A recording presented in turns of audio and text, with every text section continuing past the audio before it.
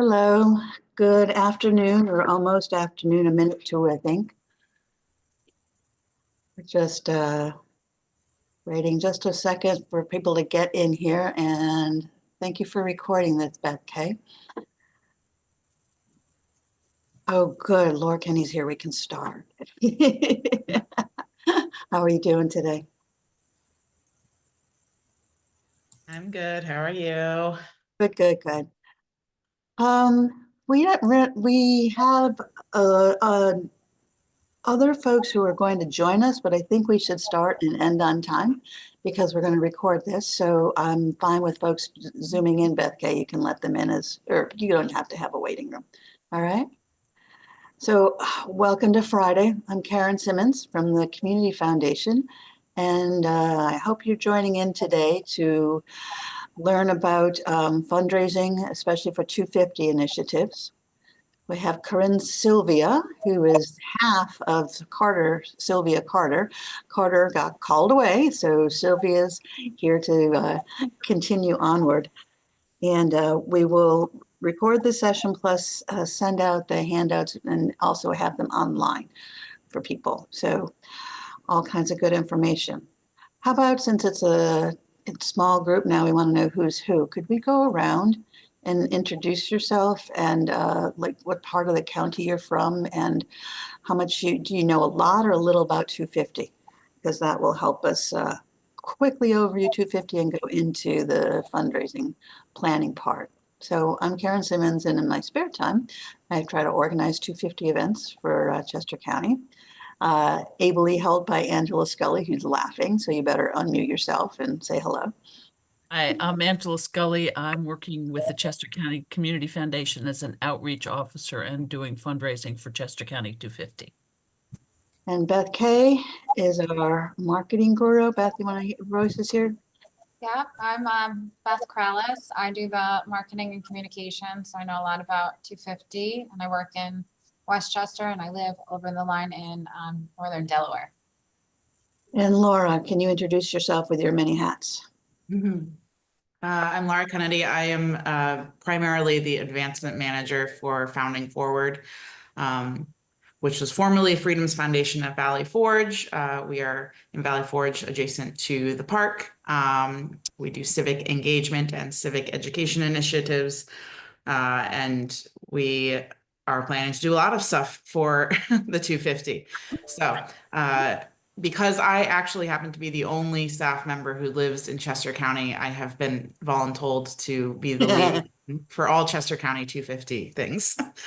My other hat is that I am also the president and director of operations for the Brandywine Singers, which is a semi-professional community choral ensemble here in Westchester. I live downtown, about 2 blocks from the Community Foundation. So that's me. Thank you, Laura. And Stacy, do you introduce yourself, please?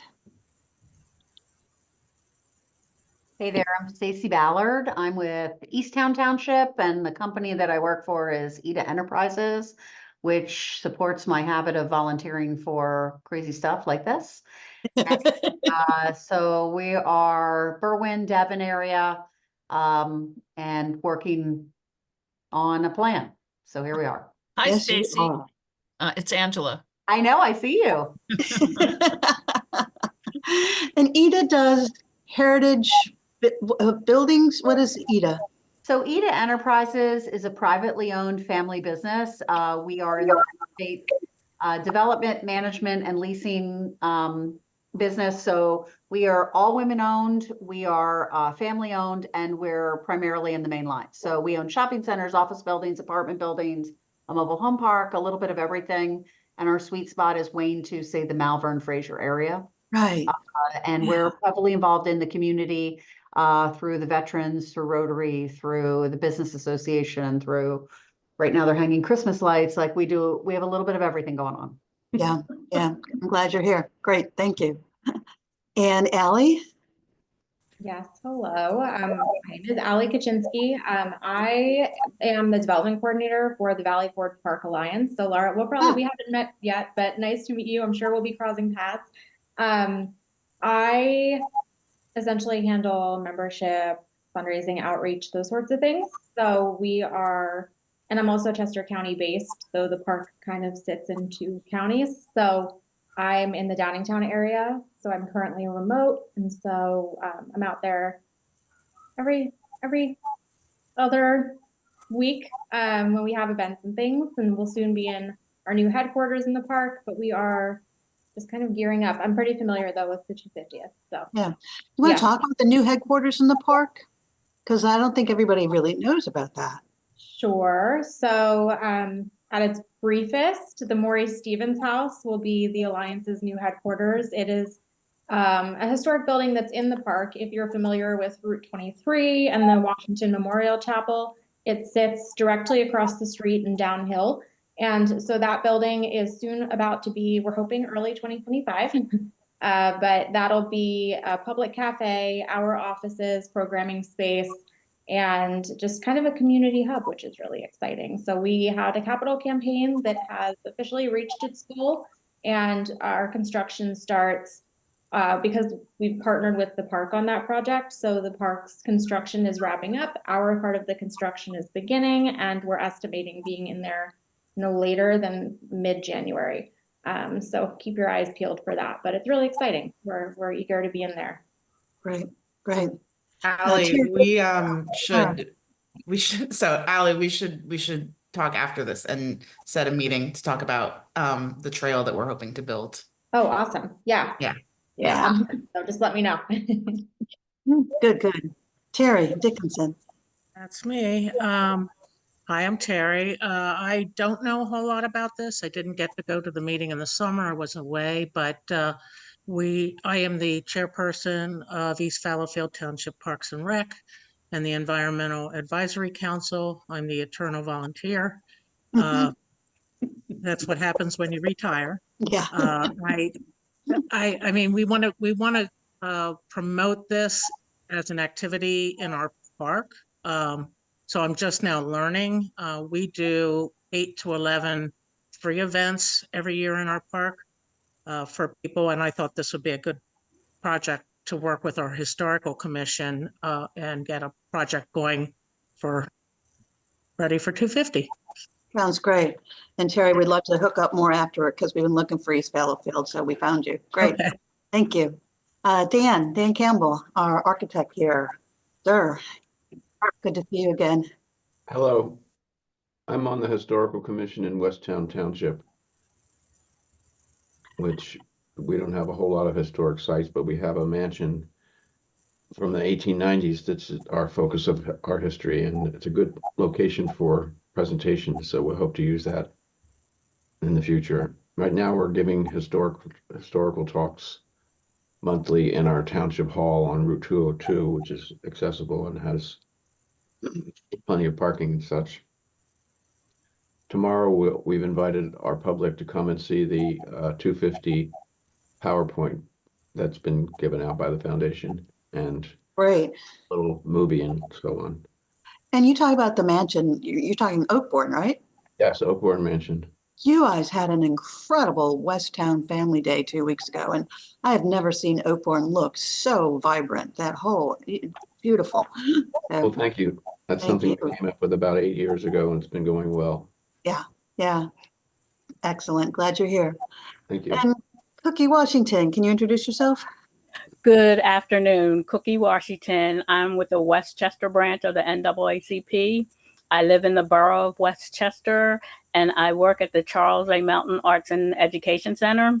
And I'm here to learn because we all need to tell our story and be remembered and noted. Much so. Cookie, I hope you stop in sometime when you're walking by. Okay. Thank you. S. Brown. Hi, it's Steve Brown. I'm a retired architect. I'm out in Wagontown in West Callan Township, former board member of the Chester County Historic Preservation Network, and just sort of been in on all these Zoom meetings from its inception to make sure that we can do our part out here in the western part of the county to celebrate the 250 celebration. Excellent. glad that you keep coming back and we'll figure this out. Tom Walsh, can you introduce yourself? All right, the man who needs no introduction and is also muted. There you go, Tom. Tom Walsh, Chair of the Westchester Historical Commission. I may be in and out here, but I thought I would get on. And We'll take you when we can get you, missed Tom. the. We'll take you when we can get you. Good. Okay, I missed the last one you had, and so on and so on. And we are working on things for Lafayette next year, but I did want to clue in a little bit on this. Great. Thank you. Thanks. And Jason, I see you just zoomed in from our Community Foundation staff. Hey, how are you? Good afternoon. Jason Arbacheski, Chester County Community Foundation. I'm also working on the Chester County 250 Initiative. It's good to be here with you all. Jason's helping us with fundraising, so you can be real on how it's going and how it's not going. So you see the handout on your slide, or the slide on your screen, which I guess I move forward to. So Corinne, I'm just going to take a couple minutes to go over 250. And if people want more information, you know where I am. And as you know, 2026, it's happening, not just the national level, but statewide and countywide. And in Chester County, we are trying to help everybody figure out what they can do to help everybody encounter not only how Chester County participated in the founding of our country in 1776 and thereabouts, but also, as Cookie alluded to, also elevate everybody's understanding of our continuing journey to build a more perfect union. So it's a mix of heritage, culture, past, present, and future. And the overarching aims of 250, the mission statement is right there again. And what we're trying to do is help sites that want to offer things that are more interactive to get ready for what we hope we know is be an influx of visitors, tourists, local, and also whatever events are already going on throughout this region, there are thousands of them, to make sure that there's a liberty and justice for all, or let freedom ring component to those events. We don't want to create tons of new ones. We want to overlay what's already happening because there's so much going on. There are so many themes related to Chester County particularly, and based on the Heritage Plan. Of course, the agricultural bounty, which is the feeding of a country that helped our nation get started, continues to this day. And also iron, steel, paved the way for incredible technology industry flourishing. So we literally forged our nation's independence because of the iron and steel in Chester County. And that continues to this day to really help us be a leader. Of course, the Philly campaign is the most obvious revolutionary. And so much of Chester County is right in the sacred ground where the Philadelphia campaign was fought, from the Battle of Brandywine to the Clouds to Paoli, over to get some more ammunition over to the furnaces, and then up to Chester Springs and marching into Valley Forge for that winter after Germantown in Chester didn't work out as what we planned. So telling the story of the Philly campaign and its lessons learned that can influence us to this day is a real important part of 250. And the unfinished business, the path to freedom. Because of our location at the Mason-Dixon line, and also because of the Quaker influence, Chester County has been really influential when it comes to the Underground Railroad, women's suffrage, and civil rights. So the unfinished business of the revolution is to have life, liberty, and the pursuit of happiness for all. So we had some unfinished business to get in there too. So these are some of the overarching themes. We're hoping that you all can help tell those stories throughout 250, whether it is the power of the very place or the civic engagement in our rights as a nation. We are trying to help everybody tell the stories that need to be told. And it's really, the fact is, there's a ton of excitement really starting to evolve Route 250. And I'm going to be the first one to say loud and clear that there's little direct accessible funding. And it's really been fascinating to see people be interested in it and want to do things or want to encourage it, but not coming forward with funding yet. And it could be timing. We're going to find out. We're working hard. And I guess I was a little comforted to find out, because I am not a historian, that it's not like the Revolutionary War was well funded and well organized. So sorry to say, we have run into these problems before, and we are really trying to spread the word that 250 is coming, because awareness is the first part, and then work with all levels to get diversified funding from government sources, elected officials, from corporations, foundations, individuals. We are really trying to cultivate every levels of interest in 250 and funding as well. And it's a process, right? So part of, I think, what will really help is the fact is a good diversified fundraising plan makes a difference. And Corinne, did you want to kind of go into it starting from here, sort of the background to what makes for a good diversified fundraising plan?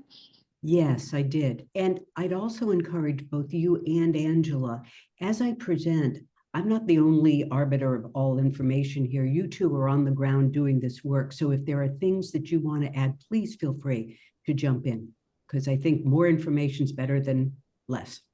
Deal. Okay. Hi, Corinne Sylvia here. I'm really glad to be here and talk to you about fundraising for Chester County 250. This is the first of many presentations designed to help you successfully raise funds for the Chester County 250 celebration. The topics presented today will also be addressed in greater detail on the third Friday of each month through July 2025. So this is not the only place you're going to get information. As the months go on, you'll find that you will be invited to other sessions that will probably do a deeper dive into each of these topics. So stay tuned. It's going to be very beneficial for you and your organization to learn how to raise money for this, because this is a very challenging project to raise money for. Absolutely. And as we go through the documents, you'll get a greater feel for that. But Chester County Foundation and its staff and volunteers are here to help you, so don't despair. We have your back. So let's begin. As you begin to fundraise, it helps to have these following items. And this slide is a bit of a laundry list of all of the different things that we need to think about before we even begin to plan. These are the kinds of things that we need to have a bit of a handle on before we begin to write our plan and implement our plan. So think of this slide as an inventory of all the resources that you will need to raise funds. Obviously, we need people. A team of 5 or more people and 2 co-captains will be needed to assist with management and follow-up. So be thinking about that. You'll also need a case for support, which includes strong, compelling information to support your fundraising. Your case needs to be written in a way that is easily understood by the community, and you're going to want to create a case for each individual project that you are pursuing. Now, it goes without saying that a positive image in the community is really important for fundraising. What we know from research is that donors tend to be more supportive of organizations whose track record is good and strong and whose board is well recognized in the community. So you need a positive public image as well. Well, having a development plan is an important tool, and the plan needs to include all of the potential funding sources you will solicit. And that might include corporations, individuals, foundations, government contracts, and events. And we'll talk a little later about how you can discern which part of your donor pool you want to pull into events, or which part of your donor pool you want to pull into writing proposals and so forth. But really the bottom line is most money comes from individuals who fund that which they feel really deeply about. And a lot of those dollars are raised through individual meetings with donors. So be thinking that you're going to have to figure out, and we're happy to help you do that, figure out who you want to donate, who you want to approach, and how you want to approach them, because individual meetings is really where most of the major dollars are raised. The plan needs also to include the point people who will help you carry out the tasks and the solicitations. You're going to need to include deadlines and implement fundraising strategies. The plan should also include conducting continuous research to identify and cultivate new prospective donors. And it also needs to include systems to track your donor meetings, discussions, timing, etc. You'll need to include a donor recognition chart that will help you clearly articulate and understood the benefits of giving for the donor. And of course, your financial documents need to be transparent and easily understood. Be sure to acknowledge how and when you will acknowledge prospective donor meetings and gifts with specific timeframes, and meet those timeframes. When we tell a donor we're going to meet with them on Wednesday of next week, we need to meet them on Wednesday of next week, not Thursday, not Tuesday, but Wednesday of next week. It's a sign of respect, and it's also a sign of your professionalism as well. And most important, you want to build a relationship with your donors by reporting back and inviting them to activities and events. All of these points, which are a lot, will help put together a really good plan. Next slide, please. Okay, now this is a copy, an example of a fundraising, a sample letter that you would send to people that you want to recruit for your fundraising team, your battalion, as we're calling it. This sample letter can help you recruit a team to raise awareness and funds for your projects. You will see that the first paragraph makes the connection between Chester County's storied history and today. And then the second paragraph and the third paragraph really articulate the need for your battalion of fundraisers. The third paragraph explains what you are asking the team members to do. And it's very important that when you prepare your letter, you include information about their role as being door openers and fundraisers. Don't want to surprise people with that task if they don't think they're signing up for it. You will receive some pushback. So be sure to be very transparent about that. And then finally, the last paragraphs are really a strong call to action. And remember also to include contact information. So use this as a template. Okay, moving on to the next slide. Here are the basics of a fundraising plan, and it's pretty basic, it's pretty straightforward, but these are the kinds of things that you're going to want to include in your plan. Now, we're going to list the basics here, but as we go through the slides, you'll see that we talk in depth more about what each of these basics include and how you can accomplish those tasks. So clearly you want to prioritize your case for support.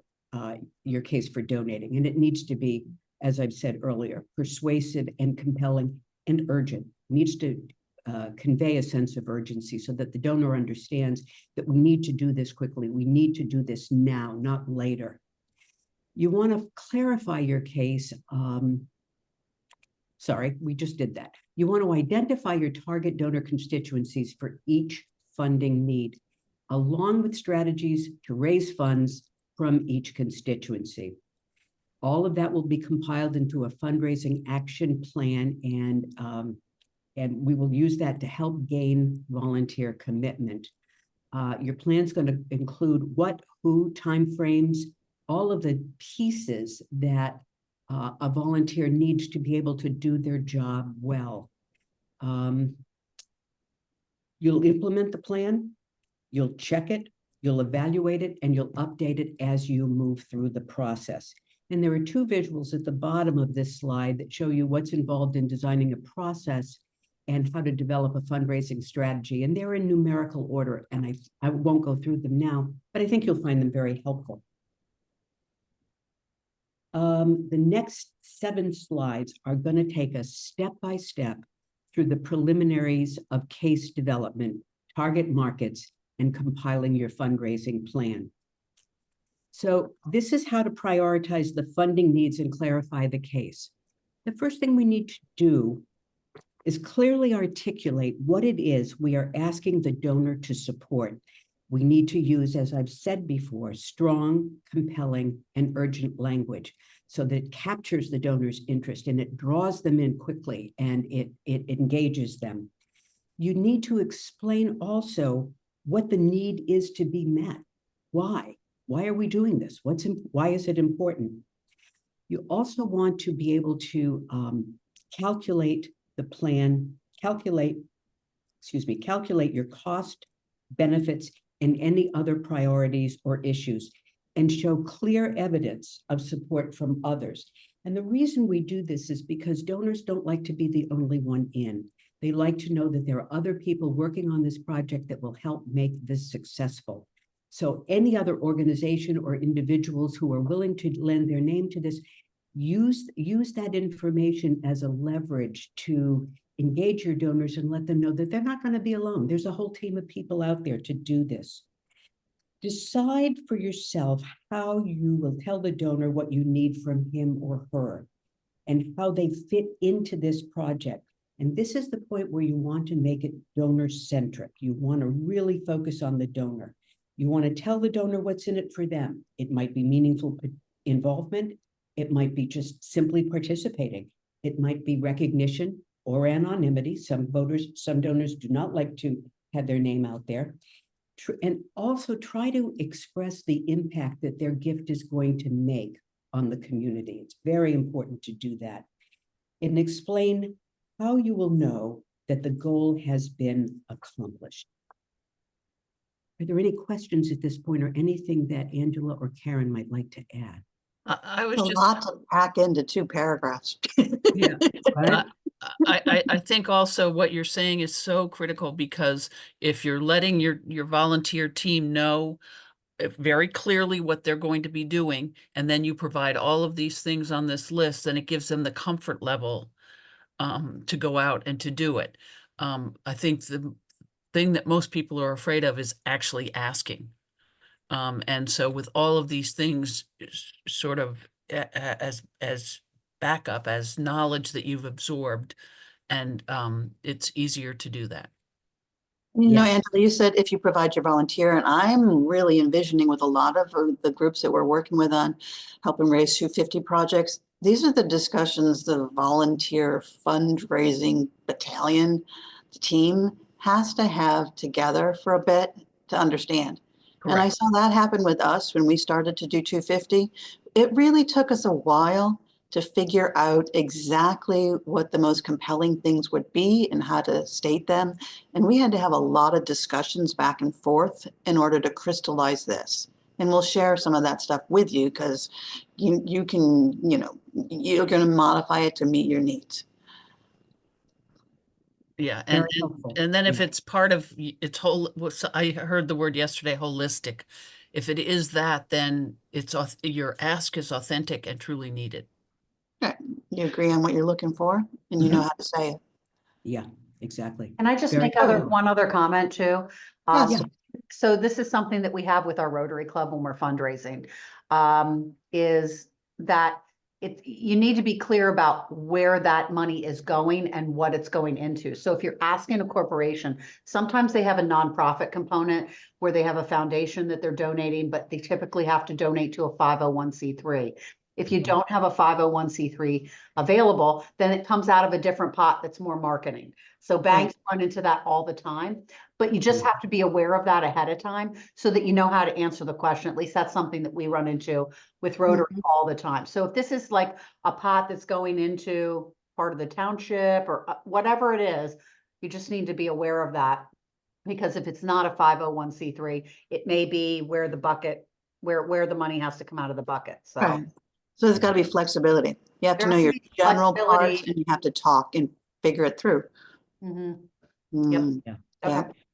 Okay, moving on to sample case statements. We did we? Well, this is just a sample we put into, again, some of the language that we've been finding is resonating as we're talking with corporate people, business leaders, and individual donors, as well as our elected officials. So take it and run with it. Keep it brief. Talk about, and for us, we're trying to really hit the whole themes and why it's important to do it now. So that's just an example for you to not have to start from a blank paper with. Right. Yeah, And we are calling them Let Freedom Ring events throughout 2026. It seems seems to be the national idea, so that Let Freedom Ring has a resonance to it, it seems. So just in case, head up.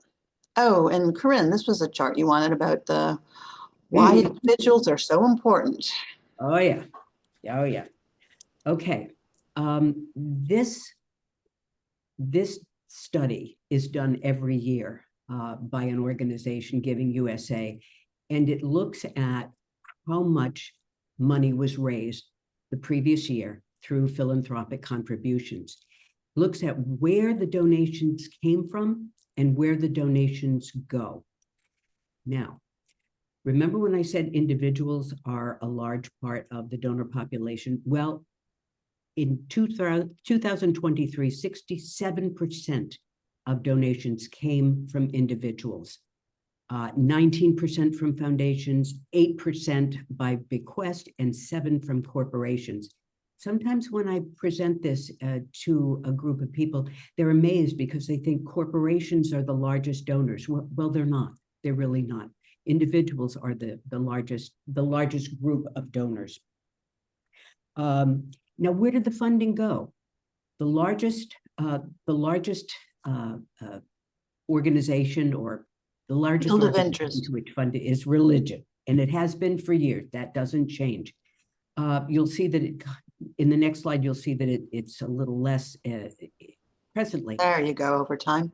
Yeah, over time, it is less. But the really daunting news for us that we need to overcome is the fact that 4% of that $557 billion is given to arts, culture, and humanities. That's what we mean when we say this is going to be difficult. It's not impossible, but it's going to be difficult. So we really need to make a very strong case for why this is an important project for donors to get involved with. Okay, next slide.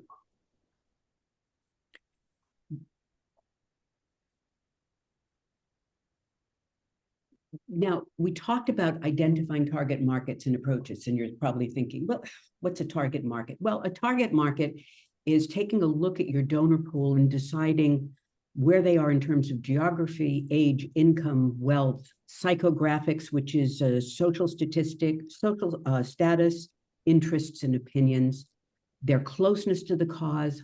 Are they an introducer, a door opener, or an asker? And what are your sources for the target markets? Well, there's individual gifts, foundation, corporate, and government funding. The gift sizes range from large to very small, and the approaches range from large groups to individual meetings to social media to events, email, text, talk by phone, and meeting in person. So you've got a range of opportunities here to be able to plug in your group of donors. And often what I advise people to do is take a look at your donor pool, stratify it by giving levels, what you know about each of the individuals in your giving levels, and then begin to focus largely on your larger donors and invest the time and the energy and the research into building the relationship with them so that you can make a strong and compelling appeal. And we'll talk a little more about that later on. Next slide, please. Your plan will include tactics, timeframes, due dates, assignments. When you develop the plan, you want to include all of these things. You also want to be sure to include the measurable aspects of your fundraising, the number of prospects, the number of donors and participants, the number of gifts, participants, and number of dollars. And you need to do this so that you understand how many prospects you need to determine how many gifts you're going to reap from that pool of donors. So it isn't just funny math, it really is a thoughtful math, and we'll talk a little bit more about that. Are there any questions at this point or any comments about what we've talked about so far? Keep going. I think it'll make sense once we get to the sample plan. Okay, moving on. For your plan, you want to implement it, you want to check in, evaluate it, and update it. Now, here's something that I think is really important. You'll see in the red line on each column, you ascertain fundraising results and you ascertain friend-raising results. They're two very, very different things. Fundraising results are actual hard numbers, whether you reached your goal. You want to take a look at what is working, what isn't working, and you revise and update plans. But when you're friend-raising, that's a different thing. It's relational, it's not transactional, which means you're not sending a letter and asking a donor to make a gift and they send it back, or you're reaching them through social media.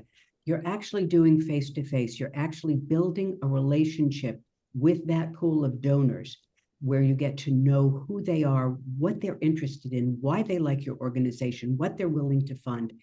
And you can use that information to help educate them around the work that you do and to build that relationship. And the long-term aim of friend-raising is raising money, not just for today, but raising money to be supportive of your organization over the long term. Any questions on that? Okay, next slide. Okay, this is the fun part, fundraising math. 20% of the dollars that you raise probably come from 80% of your donor pool. They're people who make small gifts. They probably make gifts through your annual campaign, or they might come to events. They might respond to a phone solicitation. They might respond to a phone call. But here's the thing. This is a very expensive way to raise money because you have to pay for the letters that go out. It takes a great deal of staff and volunteer time to write the letter and have your volunteers write little notes on it. Dear Karen, thank you so much for all of your support. Hope we can count on you again this year. All the best, Corrine. That kind of stuff takes time to organize and to do, and then you put it in the envelope and you send it out. So it's a higher cost and it's a modest financial return. Now, moving on to the next slide, the next box. 80% of the funds come from 20% of your donors, and that's relational fundraising. That's the one-to-one fundraising that we're talking about, because that 20% of the donors makes up 80% of the funds that you raise.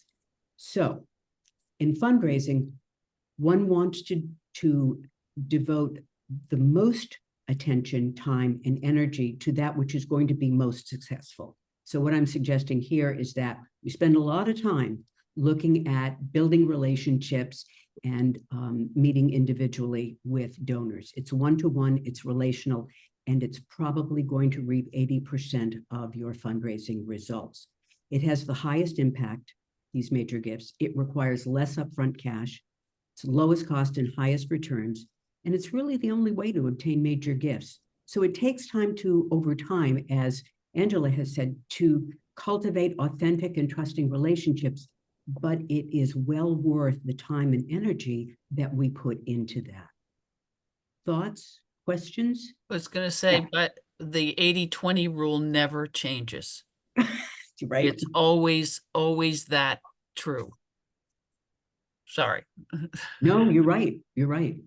And I'm Karen? going to posit that even if you're talking to individuals, some may end up making those gifts through their foundations, or maybe they're a business leader and they have corporate resources. And a lot of times, even if it's the governmental resources like the Department of whatever, and we'll hit lists, you still, as much as you can, need to talk through to understand their priorities so they understand your priorities, and you can find out if there's any match. So the hesitation to talk through this is what stops a lot of fundraising from being successful. So pick up the phone, arrange the meeting, send the email, arrange the meeting, but it's to arrange the meeting, whether it's by Zoom, if there's a distance involved, or in person is much, much, much better, or both. Once you meet a couple times in person, Zoom is appropriate, but do the talking, do the relationship building to build understanding of both sides. Yeah. It's the only way this is going to get done. And I'm thinking about what Stacy said earlier, and the donor wants to know that you know what to do with the money. Yeah. And also, you need in that conversation to find out what it is your donor wants out of this. You're asking them to participate. What's in it for them? So the more that we know about what the donor wants in return, the more we can highlight that and present it as we conduct the solicitation.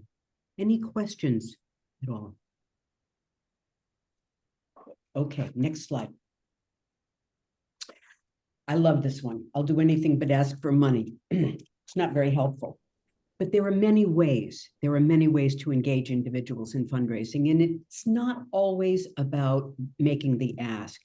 First of all, as a volunteer, you need to be a donor first. So you need to make your gift. Because if you haven't made your gift and you're soliciting someone and they ask you, as they are wont to do, well, Corinne, have you supported this organization? How much have you given?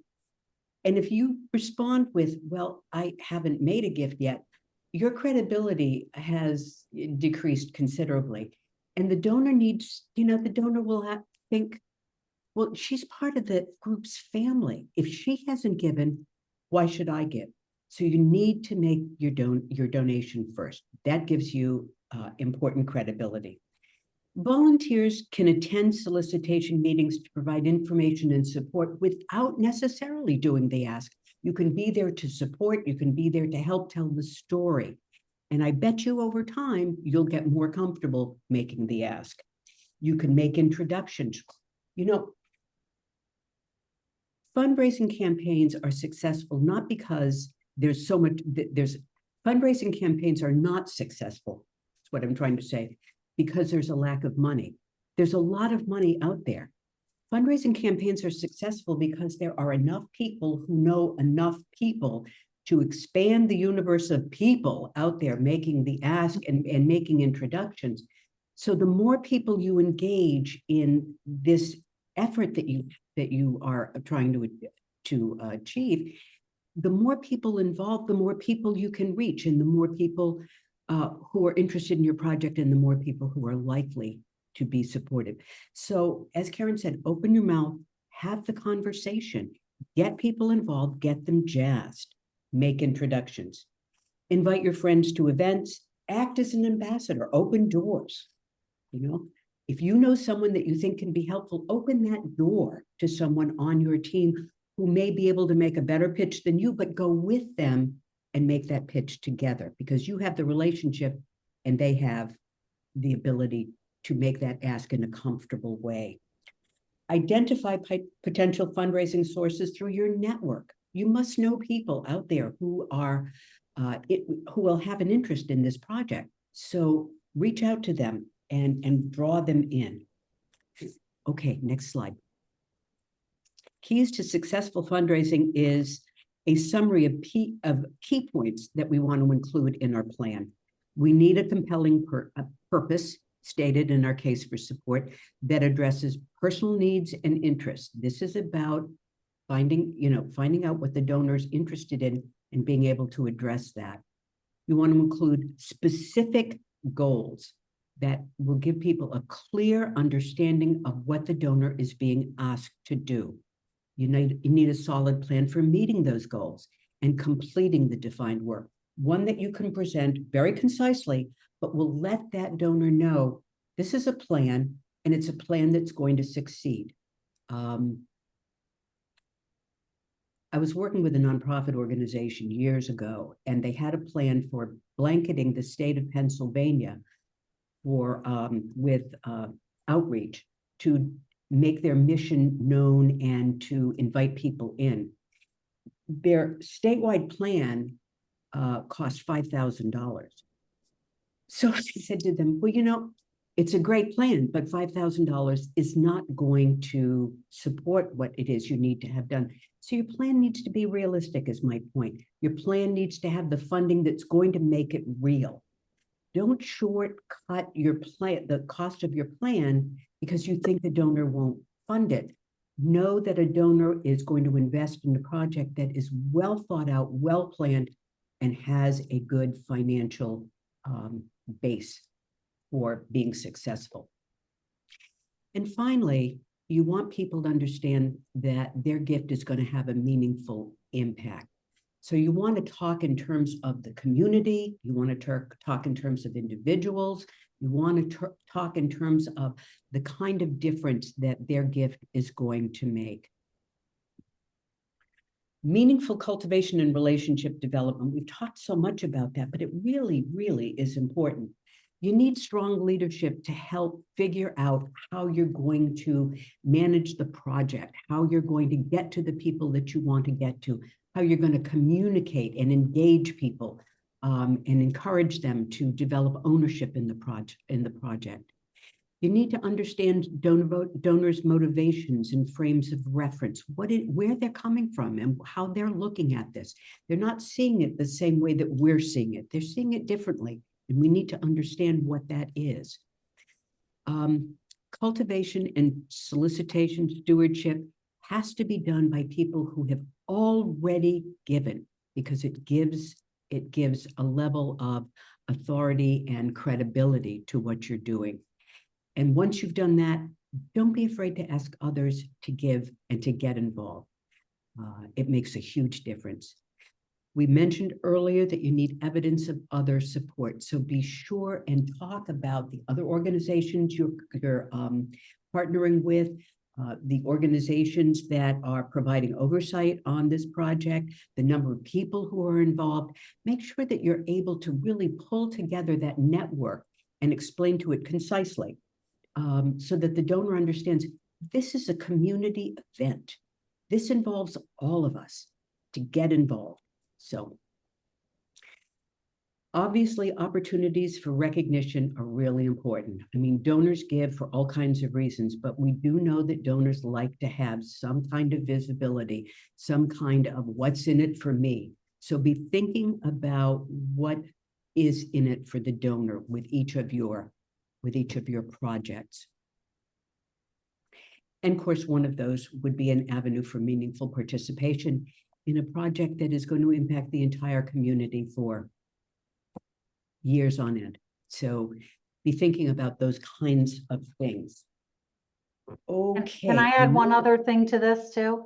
Please do. Yeah, let me tell you, the one thing that we have, like I said, when we're fundraising, is not to be afraid to ask for an amount. And I say this because a lot of people are uncomfortable making an ask because maybe it's uncomfortable for them to ask for $5,000 because they would not feel comfortable asking for like a lot of money.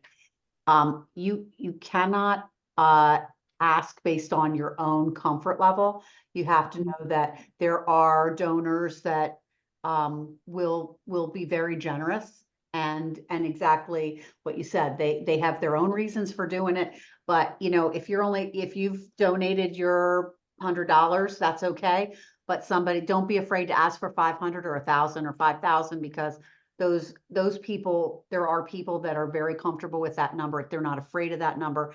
And it's okay if they say no at $1,000 because maybe 500 is, and you can always back that up. So you typically can't ask for 100 and then ask for 500. We can certainly ask for 1,000 and then back off to 500. I'm just telling you. Right, right. That is there've so been true. So So true. many times when I'm a ranger when it comes to asking. I'll do, would you consider a leadership gift? And then they'll say, what's a leadership gift? And I'll say anywhere from 50,000 to 500,000, depends on what your leadership temperament is. Right. And then you just have to be quiet, because even if it's totally out of range and it's only $5,000, they're flattered that you can think they can give that much. Yes. So you cannot over ask. I've never had a problem coming up with a higher range, but the lower range, you walk out and later on you find out, oh my God, they would have given $25,000, but I asked for 5,000. And the quiet part is also powerful, not to try to fill the silence. Yeah. Yeah. Especially in Chester County, there's avenues of abundance. Yeah. And they may come back to you after that quiet period and say, well, that's a lot of money. And then you might say to them, well, can I pay it over 2 years? They'll ask. Yep. There are ways of addressing that. And I know that in future conversations, future presentations, Jason will undoubtedly address We'll that. be back. Yeah, we'll be back. Yeah. Now the next slides are a beautiful template for you to take away and make your own. It's 4 pages of how to introduce your financial goals, parameters, time commitments, all of the pieces that you need to put together your plan. It's here for you to use. It's here for you to take. Fundraising action steps. Pull from it. Use this document because this is gold. This is absolute liquid gold. So use it. What we find is that when you're trying to recruit a group of people to help you, it helps to at least have a template that you can then make your own. And so we just put this together pretty straightforward. I call it a quick and dirty fundraising plan for 250 projects. So, and it's more of the tactical side, but the fact is you're going to need some money over time. You're going to have a modest handful of people who can help you raise. Everybody's got to be able to make their gift. And I don't care if it's $100 or $1,000 or $100,000, even $1. I mean, make your gift.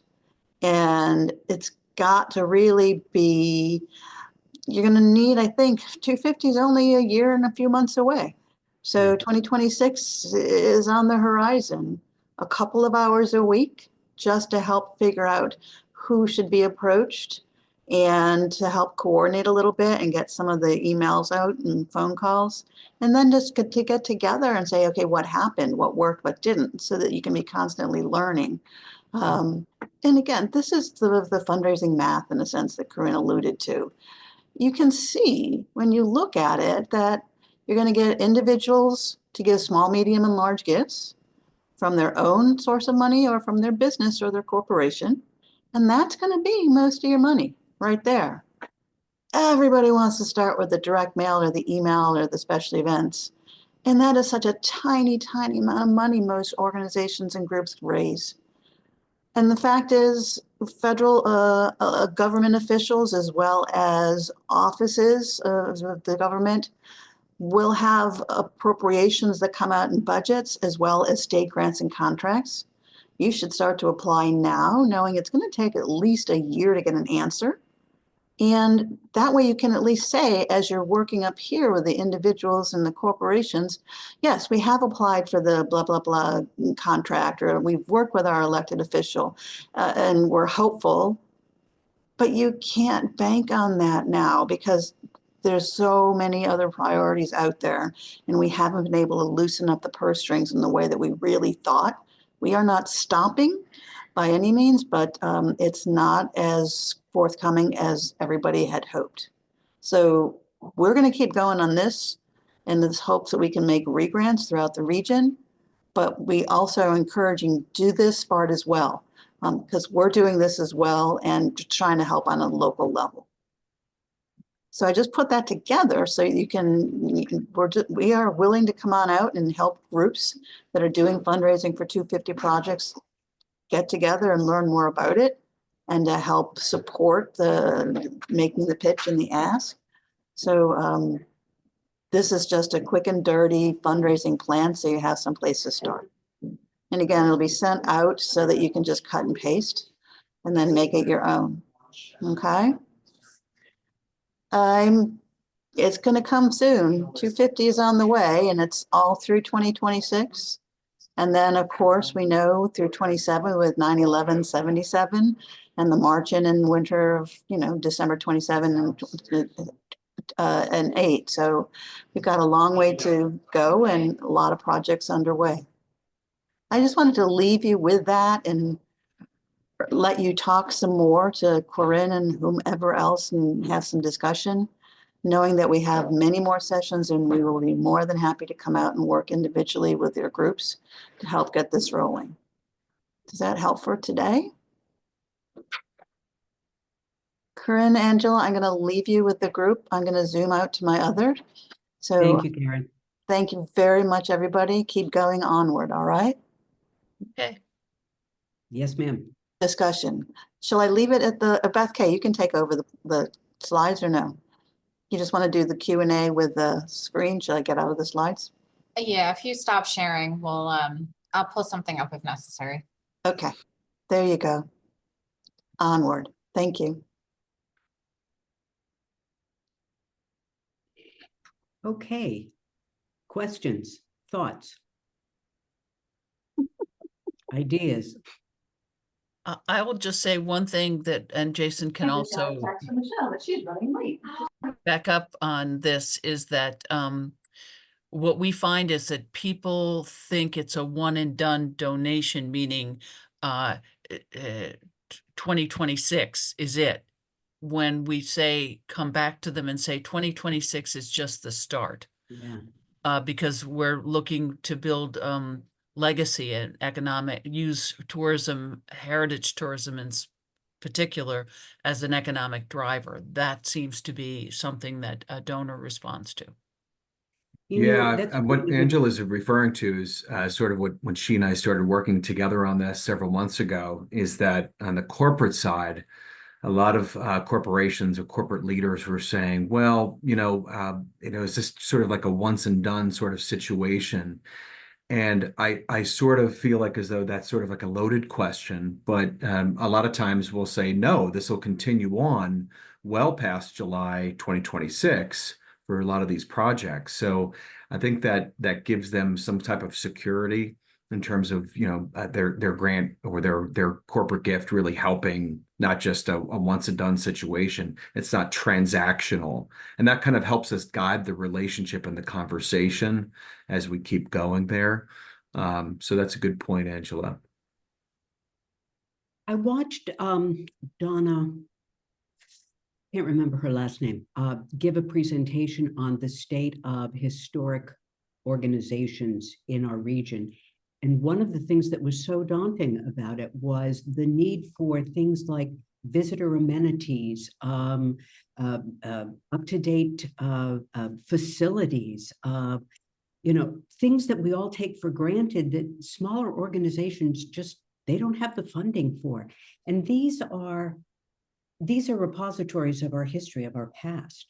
So it's really important that we keep this stuff alive and available. And so there's a lot of talk about civic engagement. And if you're going to engage individuals and families, you need to have ADA bathrooms, you need to have signage with a QR code on it, things that can grab people's attention, whether they're granddad in the back with a map or the kid in the front with the phone. You have to be able to have things that people can access the story from wherever they are in a lot of ways.